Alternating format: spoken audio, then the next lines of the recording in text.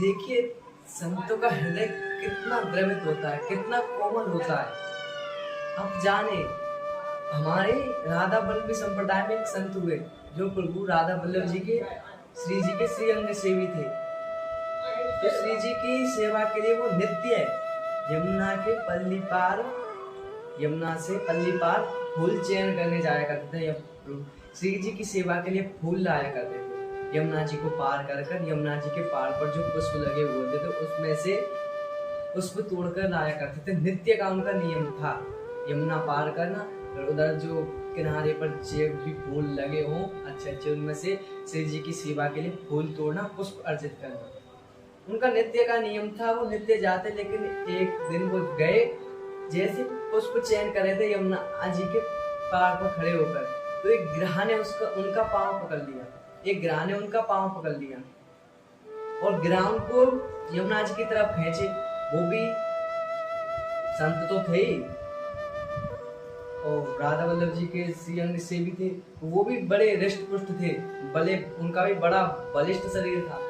तो उन्होंने भी अपने पूरा जोर लगाया, कभी ग्राह को यमुना जी में ले जाए तो वो कभी खींच लाए ग्राह को बाहर। ऐसे काफी देर तक चला तो ग्राह ने तो उनको छोड़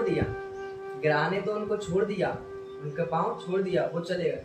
लेकिन इन संत ने ग्राह को नहीं छोड़ा, ग्राह को पकड़ा और पकड़ के साथ ही राधा वल्लभ यमुना पार कर राधा वल्लभ जी के मंदिर में लाकर श्री जी के पास बैठा दिया, श्री जी के पास रख दिया इनको लाकर। मंदिर में, राधा वल्लभ जी के मंदिर में रखा और उनके मुख में श्री जी का चरणामृत डाला। सभी लोग देख रहे, हैरान है। सभी ने कहा, महाराज जी क्या बात है, क्या है? तो उन्होंने कहा, हाँ भैया, है तो एक खतरनाक चीज ही, लेकिन मैं ये बताना चाहता हूँ, यदि कोई संतों के पांव पकड़े और फिर भी उसका कल्याण ना हो तो वह व्यक्ति संत नहीं हो सकता। वह चाहे कुछ भी हो, लेकिन वह संत नहीं हो सकता।